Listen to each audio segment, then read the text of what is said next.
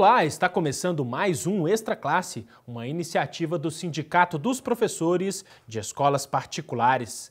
No programa de hoje você confere uma entrevista sobre juventude e violência. Recente estudo da Faculdade Latino-Americana de Ciências Sociais aponta que o jovem negro é o que mais morre de forma violenta no Brasil. E quem está aqui conosco para falar sobre este assunto é o jornalista Bruno Vieira, coordenador do coletivo Conexão Periférica e integrante do Fórum das Juventudes da Grande BH. Olá, Bruno, seja bem-vindo, é um prazer recebê-lo aqui em nosso programa. Muito obrigado, Denilson, pelo convite, muito obrigado a todo mundo que está nos assistindo aí. Ok, Bruno. Bruno, gostaria de começar essa nossa entrevista com você nos dizendo o que é esse Fórum das Juventudes e qual é o objetivo de vocês. O Fórum das Juventudes é uma rede de instituições, entidades, grupos coletivos e pessoas autônomas que desde 2004 está na região metropolitana de Belo Horizonte com a proposta de discutir políticas públicas voltadas para as juventudes. E a discussão dessas políticas públicas se dá por meio de formação, por meio de incidência política, controle social e monitoramento das atuais políticas que já estão acontecendo na região metropolitana de Belo Horizonte. É um grupo que vem desde 2004 desempenhando o papel de propor pautas na coletividade, na sociedade civil e que agora, desde 2012, está com o foco de abordar a questão do enfrentamento à violência contra as juventudes, não só na região metropolitana, mas tentando ganhar uma visibilidade nacional com esse assunto. Pois é, Bruno, sobre isso, por quais motivos a juventude negra tem sido a principal vítima da violência no país? Qual é a leitura que você faz desse dado? A principal palavra que pode dizer isso é racismo. O principal fator da juventude negra ser a mais vitimada e vitimizada por conta disso é por conta da questão do racismo, que é uma questão histórica no nosso país e que muita gente tenta não colocar à tona, não visibilizar. O próprio jornalista Ricardo Boechat, num programa recentemente que ele apresentou na Band News FM, falou que é uma hipocrisia dizer que o Brasil não é um país de racismo nem de racistas, mas o que acontece é isso, que somos racistas sim, temos esse racismo entranhado em nós e isso perpassa tanto na questão econômica, política e principalmente social. 70% das mortes que acontecem no país entre jovens são de jovens negros. População de favela, população que se encontra à margem, principalmente, são mais da juventude negra. População de encarcerados, 65%, 70% da população carcerária é negra e grande parte dessa população é jovem. O que a gente percebe aí é que existe uma certa criminalização também de ser pobre. Ser pobre no país parece que é crime, né? E muito do que acontece acaba vitimando também essa juventude que não é assistida como deveria ser assistida e acaba se envenenando por caminhos diversos, os quais a gente já costuma assistir na TV de uma maneira um tanto quanto sensacionalista, né? Mas que acaba se envenenando por esses caminhos alternativos, que são justamente a ausência de políticas, a ausência de consolidação de direitos já obtidos por essa juventude. Então, se hoje a juventude é uma parcela na qual acontece essa vitimização, a juventude negra acontece em dobro, em triplo, porque justamente não é assistida, está nas partes mais carentes das cidades, das regiões metropolitanas e existe sim uma ausência de políticas nesse sentido para essa faixa da juventude e quando não tem política, não se tem garantia de direitos, quando não se tem garantia de direitos, que existe uma violação desses direitos, o que incorre em violência. Agora, nesse sentido, Bruno, o que fazer para enfrentar esse problema social? Vocês elaboraram um documento com propostas divididas em 10 eixos, é isso? Isso. É a Plataforma Política Juventudes contra a Violência. Inclusive, estou até com material de divulgação, que é esse pequeno folder, né? A gente está com o site. Essa plataforma consiste num conjunto de ações que visa dar visibilidade a essa discussão sobre o enfrentamento à violência contra as juventudes, aproveitando que 2014 é um ano eleitoral, e vai fazer esse esforço de pautar os candidatos nesse sentido de dar munição para eles poderem também falar sobre como que eles vão fazer esse enfrentamento à violência contra as juventudes. É uma plataforma que está sendo construída de uma maneira bem colaborativa, bem horizontal. Nós começamos o processo de construção dela em abril de 2014, por meio de algumas rodas de conversa, nas quais convidamos grupos do país inteiro para poder fomentar o debate. O que esses grupos queriam que fosse abordado nas eleições pelos candidatos e candidatas, que fosse formas de enfrentar a violência contra as juventudes. Em maio, a gente fez uma oficina de imersão num sítio em Mário Campos, que é aqui na região metropolitana, convidando ativistas das 5 regiões do país para estarem junto com a gente, pensando justamente essa plataforma, quais são as coisas que a gente devia dar destaque, etc. E de lá a gente saiu com 10 eixos que são que a gente visualiza como importantíssimos para a gente pensar a discussão sobre enfrentamento à violência, que é acesso à justiça, direito à cidade, democratização das comunicações, aproveitando que a gente está num canal de comunicação, políticas sociais, que envolve educação, saúde, orçamento público, porque o orçamento é quem determina as políticas, basicamente. Sim. Novo poder de política sobre drogas, enfrentamento ao genocídio da juventude negra, que é aquilo que eu tinha comentado no começo, que a juventude negra é quem mais tem sofrido com toda essa violência, a ponto de estar sendo dizimada, né, a ponto de estar acontecendo um genocídio com essa juventude. Fortalecimento da democracia participativa, porque a democracia a gente entende que não é só votar, é participar de conselhos, é participar na sua comunidade, de associação de bairro, então a gente traz essa discussão à tona. Novo modelo de segurança pública e desmilitarização das polícias, que é um debate que está aí quente, Sim. que apareceu mais fortemente por causa das manifestações de junho de 2013, de pensar uma polícia menos tosca e mais cidadã, mais próxima do povo, né? E fortalecimento do sistema socioeducativo, que é justamente para contrapor aquele argumento de que tem que reduzir a maioridade penal, que o adolescente que comete ato infracional, ele não cumpre nenhum tipo de medida, ele cumpre sim. O que a gente defende é que as formas de cumprimento, né, dessa medida, né, possam ser efetivadas, porque já existe um sistema chamado SINASE, que é o Sistema Nacional do Socioeducativo. O que a gente coloca em pauta é justamente, em vez de reduzir a maioridade penal, é fortalecer o SINASE, é fortalecer o sistema socioeducativo, para que, inclusive, os índices de reincidência sejam cada vez menores nesse sentido. Então, são 10 pautas que a gente construiu de maneira coletiva e que está em constante construção ainda, né? A gente está disseminando essas pautas entre coletivos, entre grupos, para poder visibilizar ao máximo essa discussão e que essa plataforma não seja somente um instrumento para as eleições, mas que seja também um instrumento que possa, no pós-pleito, possa ser uma forma de monitorar e acompanhar as políticas públicas que estejam sendo implementadas. E quem quiser saber mais das suas propostas e visitar esse material, pode entrar no site de vocês, não é isso? Isso, pode entrar no site, que é juventudescontraviolência.org.br/plataforma política. A gente está no Facebook também, Plataforma Política Juventudes contra a Violência. E pode fazer sua adesão, todos os grupos da sociedade civil, ativistas, podem aderir. Bacana. Bruno, vou convidá-lo para assistirmos a uma reportagem feita por nossa equipe sobre esse assunto e logo em seguida a gente volta a conversar, vamos lá? Beleza, vamos lá. A cada 1.000 jovens com idade entre 19 e 26 anos, morreu de forma violenta no Brasil em 2012.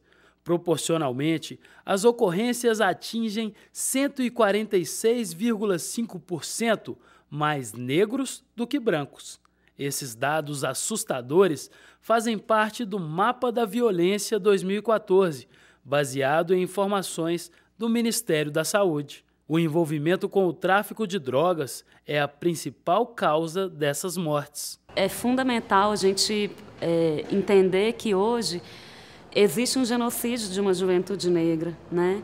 Que está totalmente ligada a essa guerra às drogas, né? Quer dizer, então essa guerra às drogas deixa de ser uma guerra às drogas e passa a ser uma guerra às pessoas, né? O diálogo sobre esse assunto dentro do ambiente escolar pode ajudar a ampliar a consciência e a reduzir a violência contra a juventude. Nesta escola, cerca de 50 estudantes do ensino médio puderam saber mais sobre a relação entre drogas e violência. O tema das drogas é um tema de demanda recorrente dos alunos, principalmente do ensino médio. A gente está buscando trazer pessoas que participam da comunidade escolar como um todo, então tanto pais quanto ex-alunos ou instituições, como é o caso do Fórum das Juventudes, né? Justamente para poder contribuir nessa formação, para a escola não ser uma instituição fechada em si mesma, né, mas poder dialogar com a cidade, com as questões que estão acontecendo na cidade. O O debate integra parte das atividades do Fórum das Juventudes da Grande BH.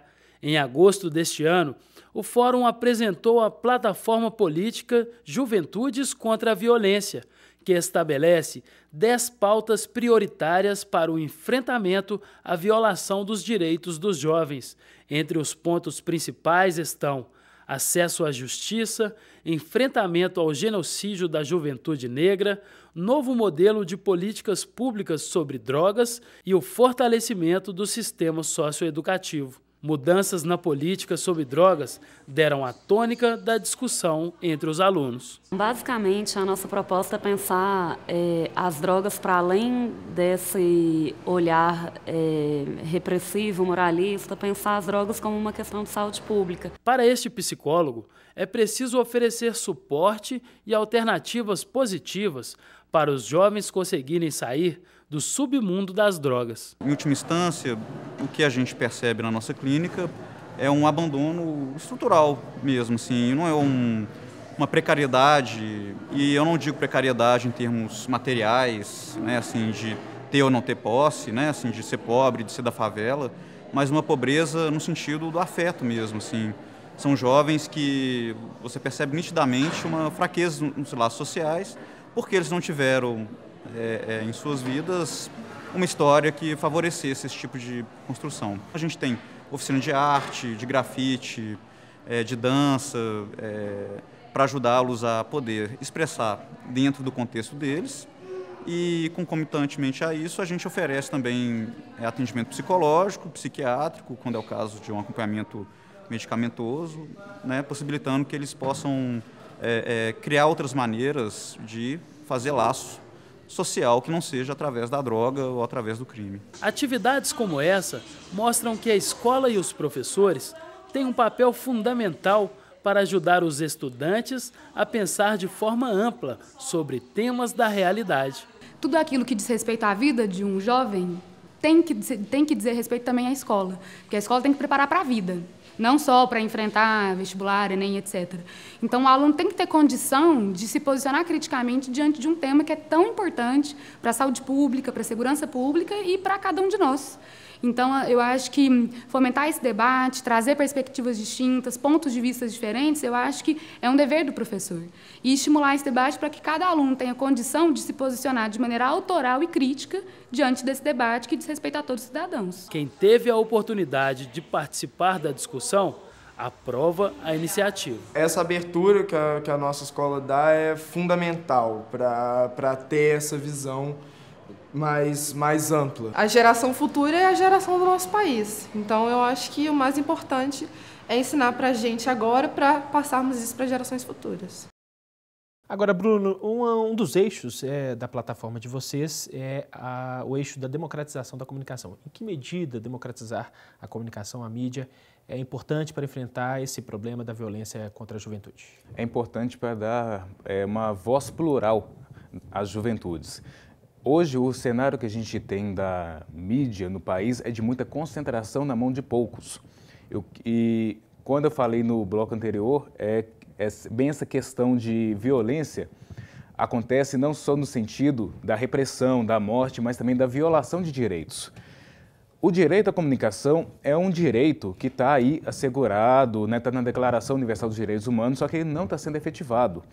E justamente por ser um direito violado, a gente insiste que ele é um dos eixos para a gente poder pensar essa questão do enfrentamento à violência. A partir do momento que você consegue garantir voz, vez e oportunidade para que uma pessoa como eu, negra, que mora na quebrada, na periferia, possa também aparecer do lado, na mesma quantidade que aparece uma pessoa branca, rica da Zona Sul, isso vai estimulando, num certo subconsciente da galera, essa vontade de primeiro, é possível aparecer na imprensa, né? É possível aparecer na mídia. Segundo, é uma quebra de estereótipos. Todo o nosso imaginário midiático é composto por pessoas brancas, etc, etc, etc. Isso já está consolidado. Democratizar as comunicações, também para além de ser uma pluralidade de vozes, dar essa pluralização das vozes, permite que os próprios jovens também possam mostrar a cara, mostrar a vez, né, dar a sua cara e poder falar do jeito que eles falam também, sabe? O coletivo de vocês tem uma iniciativa nesse sentido, não é isso? Sim, nós temos uma iniciativa nesse sentido, a gente é o Conexão Periférica, nós temos um programa na rádio da Universidade Federal de Minas Gerais, a UFMG Educativa, que toda sexta-feira, 4h15 da tarde, a gente está lá para discutir movimentos sociais, periferias urbanas e tudo aquilo que se encontra à margem do que é discutido na grande mídia. E isso é importantíssimo, é um espaço que a universidade nos concedeu para poder colocar isso em pauta, né? É importante que haja pluralidade de vozes, que haja o máximo de pessoas falando, o espectro talvez não dê para todo mundo, mas quanto mais pessoas puderem acessar o espectro eletromagnético, mais rica fica a comunicação, menos direitos são violados e maior a possibilidade de influenciar na opinião pública, de quebrar estereótipos, de poder fomentar debates mais interessantes que não fiquem reduzidos a bandido bom é bandido morto ou reduzir maioridade penal, que são discursos que a gente não compra e que não vai comprar. Certo. Agora, Bruno, para a gente terminar essa nossa entrevista, qual papel os professores e a educação podem desempenhar nesse debate, tendo em vista que esse nosso programa é visto por muitos docentes aqui em Minas Gerais? Principalmente eu queria convidar todos os professores e professoras para estar, primeiro, conhecendo a nossa plataforma, que eles possam aderir a ela, concordando, né, com os termos que ela está, e principalmente por eles serem formadores de opinião, né, promotores de conteúdo, é possível fazer atividades da plataforma dentro daquilo que as escolas já fazem. Então, por exemplo, se uma das escolas deseja discutir a questão da democratização da comunicação, a gente tem lá um texto de subsídio para poder fomentar um debate.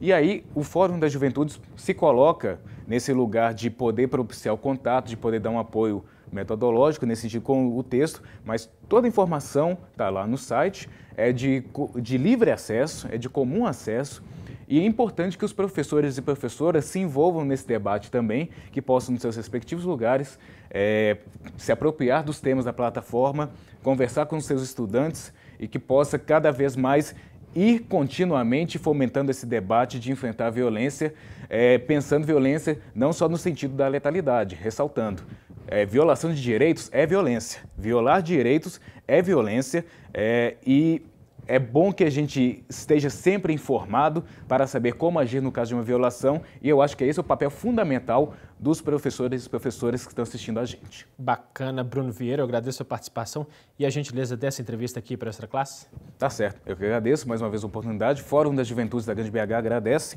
a oportunidade e no que precisar estamos aí. Ok, confira agora a agenda da semana.